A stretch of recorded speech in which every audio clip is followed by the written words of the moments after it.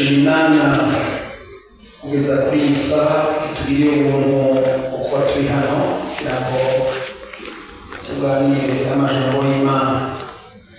Rero n'ubu turacashishikara kurya jambo turiko turavuga nsubire tubisome hariya muri Yohana igice c'umunani, dushishikarira kurya jambo ry'Imana twaganiriye ku munsi w'ejo. Tumabwiza Yesu Kristo wasoma Yohana igice c'umunani, turasoma ku murongo wa 31 tugeze ku murongo wa 36. Nuko Yesu abwira abayuda bari bamwemeye ati, nimwaguma mu ijambo ryanje murabigishwa banje by'ukuri, kandi muzomenya ukuri, kandi ukuri kuzobaha kwidegemvya.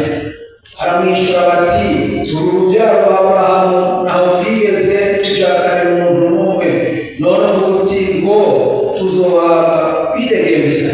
Yesu arabishyura ati, ukuri n'ukuri ndababwire, ukora icaha wese ni umuja w'icaha. Muja yama atsindaje mu nzu, ariko umwana we yama atsindaje. 36 umwana ntiyabaha kwidegemvya, muzoba bidegemvya nyakuri. Amina. Amina. Amajambo y'Imana twaganiriye ku munsi w'ejo, tudugira kuri iri jambo Yesu yavuze ngo umwana ntiyabaha kwidegemvya, muzoba bidegemvya nyakuri. Twariko turavugana kuri iri jambo ryitwa umwidegemvyo. Aba bantu Yesu ariko aravugana nabo bavuga ngo baridegemvya, ngo ni uruvyaro rwa Aburahamu. Twebwe turi uruvyaro rwa Aburahamu, ntabwo tujakarira twidegemvya. Ariko Yesu agaca ababaza ati, vyoba tukuri ko mwidegemvya kandi mugomba kunyica? None umuntu harimo umuzigo w'ubwicanyi wumva afise ubwidegemvya, bamuhiga ngo bamugirire nabi. Yesu nawe agaca ababaza ati, mugomba kunyica mugasubira kuvuga ko mwidegemvya? Yagomba kubereka ko ari uruvyaro rw'abaja batamwidegemvyo bararonka. Umwidegemvyo twavuze muri mu bintu byinshi. Nk'ubu turi abantu bidegemvya mu bigaragara. Imana yaduhaye umwidegemvyo wo kuza kumva ijambo ry'Imana, iratwugurura imiryango ku wa kabiri, kugurura imiryango ku wa gatandatu, ku wa kane, ku wa Mungu, hari umwidegemvyo w'ijambo ry'Imana. Ariko abantu baguma baboshwe. Hari igihe bicara ngaha biyumvira nk'umuntu, nkavuga nti umunsi nzambi izovuga, yemwe n'abantu b'Imana twicare hano, umuntu akazogira amageme mabi. Twarumvise ijambo ry'Imana, twarinjiye ku minsi y'uruhimbi, tukinjira ku wa mbere tugashika ku wa Mungu, aho hose Imana irondera ko tubohoka twabidegemvya, dushize ku kunonosera kw'Imana. Uno munsi inzambi ikavuga, hakagira umwe muri twebwe asiga. N'abantu b'Imana hari igihe bicara hagacumira kwizoba ari umunsi mubi mubi, kuko uravye ibiri inyuma yawo uwo munsi. Bibiri ivuga ngo abantu, urabona umwidegemvyo twari dufise ko abantu bazokurira imisozi, bazofata indege, bazofata amatireni, bazofata amamodoka, bagenda kurondera ahantu hoba hari ubutumwa bwiza. Ariko ntabwo bazobona, kuko iminsi twagendewe ntitwatumenye. Iminsi Imana yatugendeye kugira ngo tuvuwe, iminsi Imana yatugendeye kugira ngo tuvuwe ntitwayimenye. Turi kuri iri jambo kwidegemvya. Umuntu arashobora kuba ari hano ariko atamwidegemvya kw'isi, akaba ari hano afitaniye urwango na mugenzi we, akaba yicaye hano afise uwo yanka, akaba yicaye hano afise ibintu bitandukanye mu mutima wiwe, kandi akicara hano yambaye kositime nka jewe, ariko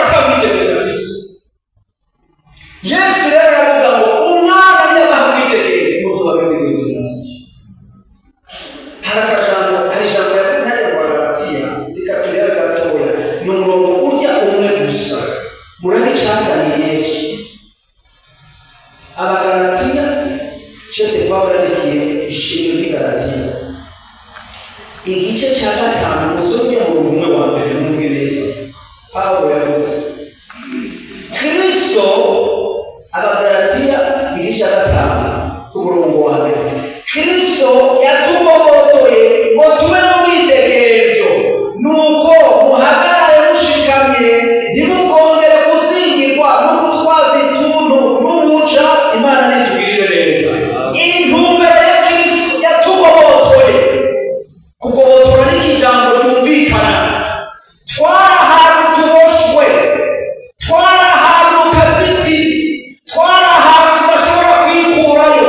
Ego hariya abantu bati yarangijije, yavuga intumbero ya mbere yaje kugira ngo atugobotore mu buja twarimo bw'icyaha, atugobotore mu busambanyi, atugobotore mu macakubiri, atugobotore mu rwango, atugobotore mu bintu bitandukanye. Iri jambo narikura mu kirundi, uravye hariya barivuga mu kirundi bararishirika neza, arangobotora, yaratugobotoye no kugira ngo aduhe umwidegemvyo. Urasa umuntu kugenda yikoreye umuryango, ubwo n'uburemere budasanzwe umuntu aryamana nabwo, ukiremeka umuntu, ukiremeka ibintu, kandi Kristo yaraje ngo atugobotoye, adukureyo, hanyuma ngo adushire mu mwidegemvyo. Ico nico cazanye Yesu. Ico Yesu yaziyeko, angobotore jewe, ndakwiye kuba ahantu h'umwidegemvyo, ndakwiye kuba ahantu numva ko mwe gushima Imana, ngashimira Imana yangobotoye, ngashimira Imana yangiriye neza, ngashimira Imana yankuye mu vyaha, ngashimira Imana yankuye mu ntegeke. Nicyo catumye Kristo aza kwari kugira ngo atugobotore. Umuntu ntasubiye kujakarira intege, umuntu ntasubiye kujakarira ibicapo bya telefone, umuntu ntasubiye kujakarira ibyo akoresha amaso yiwe, umuntu amaso yiwe akagobotorwa, ururimi rw'umuntu rukagobotorwa, mu byo umuntu avuga akagobotorwa. Nicyo cazanye Yesu kugira ngo atugobotore. Sinzi wumva ko yagukuyeyo, sinzi yuko wumva ko washizwe mu mwidegemvyo. Uyo mwidegemvyo wa Kristo niwo ndiko ndavuga abantu bakwiye kubamo. Hari ikintu Yesu yigeze kugobotora. Dusome hajya muri Matayo igice cya 24.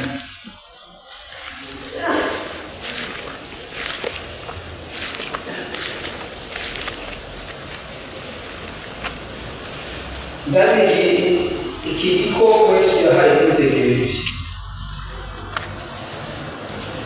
Matayo 24 ku murongo wa mbere kugeza ku murongo wa 11. Yesu ashika Yerusalemu ari kumwe n'indogoba. Bageze hafi y'Yerusalemu bashikira Betifage ku musozi wa Elayono. Yesu atuma abigishwa babiri arababarira ati, mugende muri uriya mihana iri imbere yanyu, muca mubona indogoba iziritse n'inyana yayo, muziziture muzinzanire. Nihagira ubabaza mubarire muti, databuja niwe azigomba. Aca azimungika. Ivyo vyabayeho ivyavuzwe n'uwavugishwa n'Imana bishike, ngo mubwire umukobwa w'i Siyoni muti, raba umwami wawe aje kuri wewe, ari umutekerezi agendera ku ndogoba, mbere ni kumukangara inyana y'indogoba. Abigishwa baragenda babigeza nk'uko Yesu yababwiye, bazana indogoba n'inyana yayo, bazisasirako impuzu zabo yicarako. Abenshi mw'ishengero basasa impuzu zabo mu nzira, abandi baca amashami y'ibiti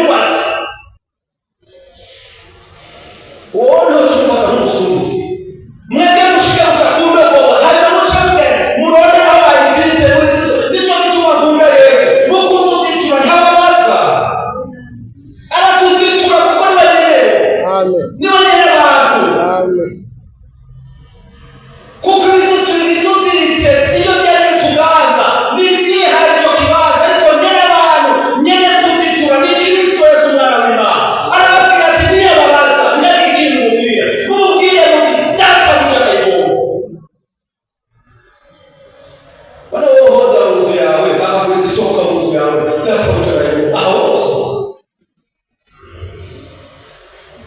none yashebuja hagati y'uwo muntu na Yesu Kristo. Mugabo kuko byari ijambo ryo kuziturwa kugira ngo niyamara kuziturwa ikora igikorwa yagiye gukora. Umwana w'Imana yarakeneye kwica ko hejuru. Yesu yavuze ati naho mureka kuvuga Imana nimuyashisha mwaya mabuye ndashobora kuyabwira ndashaka ko Hoziyana n'ubona baragenda bashika kuri ya ndogoba nta nicyo babajije ntibabajije nyene ninde bababona bariko barazitunga gusa ahantu ziritse izibitse barazitura hanyuma haca haza nyene yo kumbure haca babaza ati mbega bashamujane databuja wadutura utwitwara nta kindi baza kubabwira waca yumvikwa hanyuma ushakuzi muyinzanira kubera ikiyo ndogoba hari ibintu byiza babagiyeho icambere baciye bayambika ega Yesu atugobotoye tubanza kwambikwa tugasa neza soma biriya babaje kuyambika irabazi isa neza hanyuma barayisasira mwene bavuze ati ngorega Yesu akugendeye ntawe utogusasira. Aha Yesu akugendeye ntawe utogira gute ntawe utogusasira. Ngo bashaka bati impuzu zabo bamaze kuyambika neza kuko Yesu yarakiye kwicako hanyuma acaje kuyambika baca batangura kwisasira. Yesu ari hejuru nayo nyene ishasha kuguzo hejuru. Kubera iki? Kuko yakobotowe, kuko yarekuwe, kuko yidegemvya arakandi bongeyeko baca bayikurikiza korasi.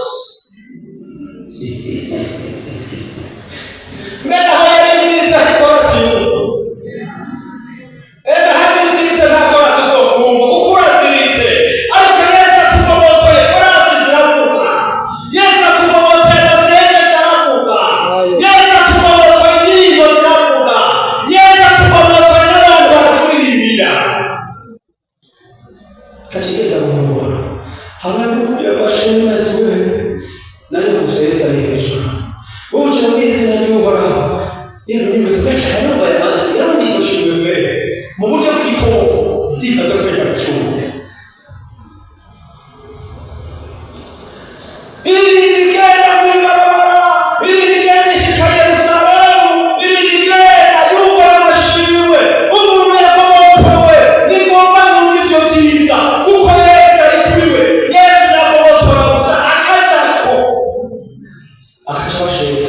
Amen. Uyo muntu ntaciga nawe, uyo muntu ntakigenda nawe kuko ari arakubuto. Uyo muntu aridegemvya iyo amaze kwidegemvya niba ari muri dushe yumva bakosasa yumva izindi ndirimbo z'abamarayika zisese yumva ibyiza bimushikaho. Kubera iki? kuko yarakoboto hanyuma n'irindi shiti Yerusalemu ifise abantu bari imbere baririmba n'abaririmba baririmba n'abasemerera basemerera umwami ariko nayo nyene n'ikibazo mwako. Umuzungu yigeze kutwigisha ijambo nk'iri ni mu gikumburi baruvyibuka yaravuze akajubarangirwe ngo hejeje gushikana ngibona ati yashimye biraryoshe ngo ejo zosubira gace hahandi zaho ziyana zisubire zireke mugabo zisubirayo utari kumwe na Yesu. Ngo ishize muri ca gisagara ariko iratembera ngo reka nije naciye ngaha hejuru ngo ati nize kuzi umva nakubwiye iyo Yesu atari hejuru yacu shaka kuba yakoze ibimeze cyangwa warameze ibimeze gute. Iyo Yesu atari hejuru, iyo Yesu atakugobotowe, iyo Yesu atayikorajana nawe abantu bazokwibagirwa kuko abantu bahishimwe Kristo ntibashimwe we ni ibiti uronka gusa kugira ngo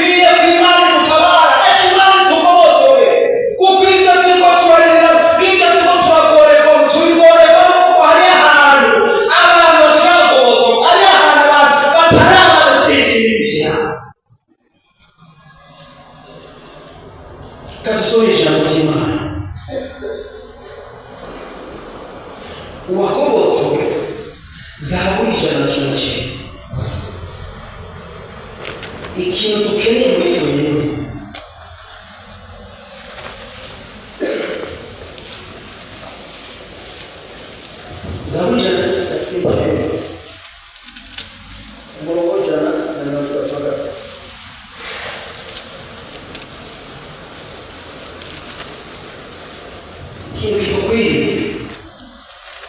Zaburi ya 19:3 ngumiriza intambuko zanje mw'ijambo ryawe, ntihebe ikigabi bitanu na kimwe kinganza. Imana nitugirire neza.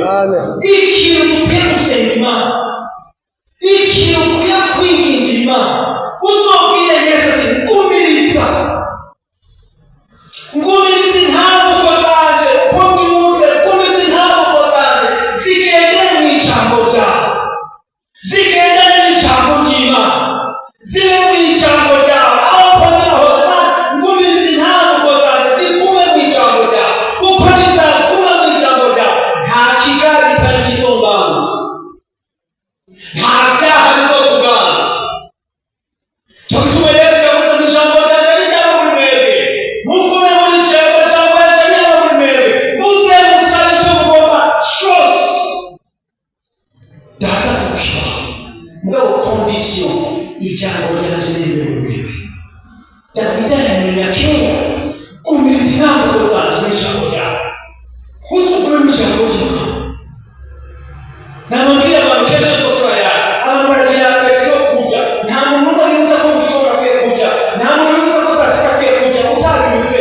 Yewe uri potiwe urabyumva ko kikwita mu nda, kandi ukumva ko nta ruhusha, ntushobora guhusha saa sita ntuca guhusha ku mugoroba. Uravuga uko bitakoze ndarya, kandi ibyo byo kurya turya biraduseseka mu mubiri, tukagira amagara meza, tukagira neza, tukabaho neza. Ariko bashabaza mwanya muragira apeti yo kuhama vise ijambo ry'Imana muri.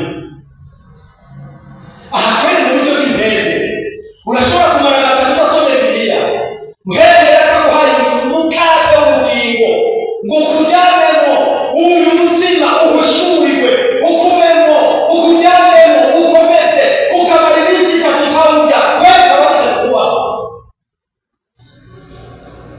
Cyose gitondo fata nawe n'umuti muhereye hari cyo mubara ukuntu biriya soma kinyota kuko tuzigama n'ijambo, nituzigama n'amasengesho gusa. Amasengesho ni kimwe, ariko ikintu kituzigama n'ijambo. Ijambo ni ryo twacumura, ijambo ni ryo twegereza Imana, ijambo ni ryo twiyereka Imana, twishura Imana mu ijambo. Mugabo abantu bafata umwanya munini mu masengesho bakibagirira. Ndabatumira kugira inyota ijambo. None bwira abantu hari imyanya gutakaza. Urabona iyo tuvuze mu gitondo ageze amasengesho, byose rero hajya tugenda mu ijoro ryabo ageze amasengesho. Amasengesho n'umwanya ufata wowe bwite yihereranye ukicara ukayaga n'Imana tuje. Ajya amasengesho yo dusenga yinda nta n'icyavuze. N'amasengesho muri Sunday school ntuzashiremo inkomezi ushyiremo imbere, kuko nabwo bamuritonda tutafata ibintu uko biri. Niba wabirya Mana yo mwijuru eza gitsinda urakoze gutsinda wiruke n'abatandi bose. Amen. None bari mu bitatu twasengera iyo bije, kandi n'ijambo nabwira abantu ntugakomeze dusengera irya. Umuntu asengera icyo atarabona, reka dushimire Imana irya. None wasengera umugani ntundi wasengera iki? Gushimire. Icya kabiri, iyo ugiye kuryama ntugate umwanya n'ukumemo umutekano n'uwuzana, umutekano n'uw'Imana.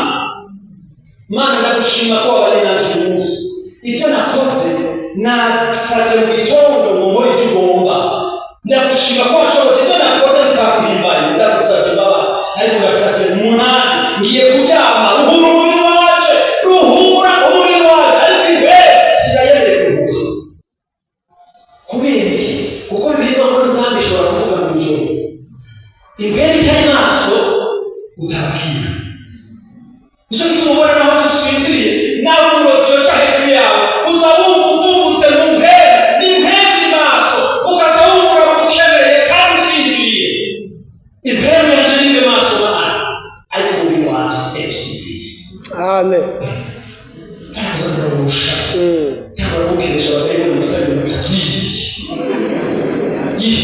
Urukundo. Uyu mwana tumaze kwimisa Imana yiki. Menyo yawe nizingwa izimuteka. Chuja. Ariko muso wende kw'intemu yawe isinzira. Izindi maso.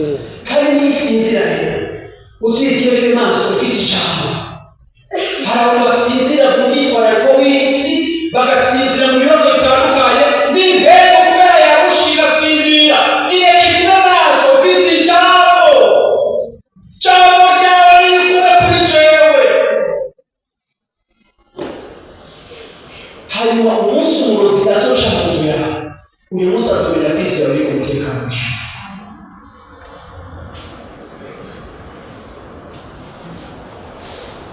Luka igice cya kane.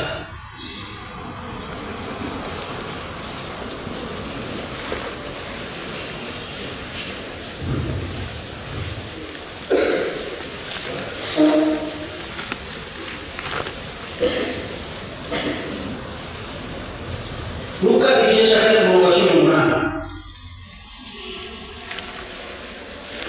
19. Ngo mpemu haraho ari kuri jewe, nicyo cyantumye mumanuza amavuta kugira ngo mbwire abo ubutumwa bwiza. Yantumye kumenyesha abayigwa ko barekuwe, n'impumyi ko zihumuka, no kubohora abanywanutse imitima, no kumenyesha abantu umwaka wo kwemererwamo n'Uhoraho Imana yacu ihabwa icyubahiro. Amen. Iyo umuntu yabohotse acetse kubohora abandi, nicyo gituma Yesu yavuze ati ndagiye. Ibyo ntakoze muzobikora, muzokora n'ibirenze kuko nje ngiye kwa Data. Yariko abwira abantu babohotse, yariko abwira abantu bidegemvya. Ureko mwidegembya, genda mubarire abantu bidegemvya. Iyo umuntu rero amaze kuronka mpemu akawidegemvya, biroroshe kugenda kabwira umuntu inkuru za Yesu Kristo. Uyu muntu agahindukira kubera iki? Kuko abohowe n'uwabohowe. Ntabwo urashobora kuhazora ejo nari muri village. Ndiyumvira ubutumwa buzamubera zajya kuri jetisi. Muranumwana sinzi ko ari umwigeme sinzi ko ari umudamu. Ariko aravuga ubutumwa bwiza bw'isi Bibiliya. Hanyuma rero kubera hari icyo narindindira kubarabara, nanjye ndasohoka kugira ngo ndahabona ubutumwa butumwa. Basanzwe ubutumwa bw'igihe buragoye. Wakandi ibintu byose bibigabo n'ibikoraniko n'abandi ubutumwa bwiza ngo nta na kimwe byumva kandi bikakuba bindaba ngo ni n'icyo kigabo kiba kindaba gusa.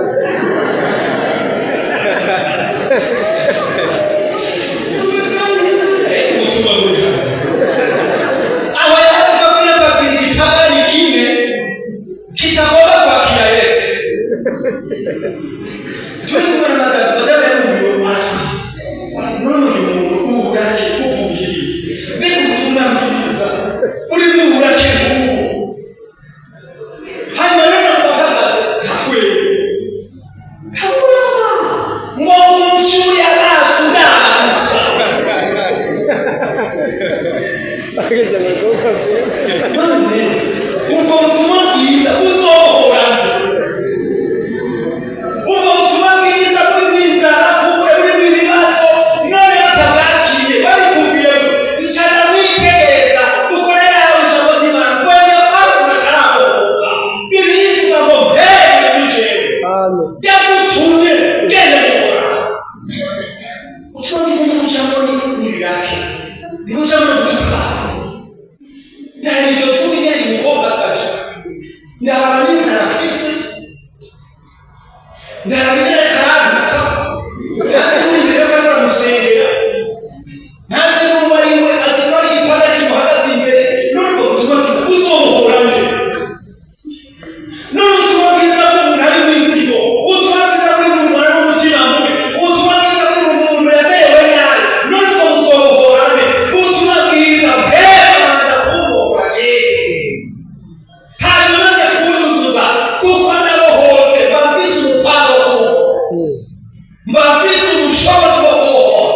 Cyo gituma Petero ahagurutse ishengero rikuka yavuze ati ebaga ubutumwa nikora bwa rero unarakoze ni Yesu Kristo mwamaji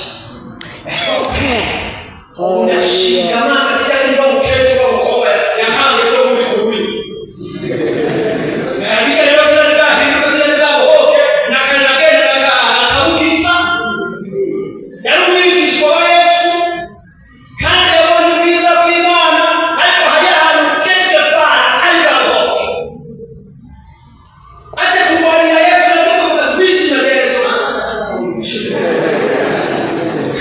namushima mwami wanje ibyo byose arabyibuka yibuka ko yigeze gukanga n'umwana w'umwigeme aturere nyamuhotse nuzuye mpemera uri Yesu mvuga mune mwaba kandi niwe yagatumye twabwira ubutumirizi ushaka ibihumbi bitatu bose bakamureba dukuriye kuri ari ubushobozi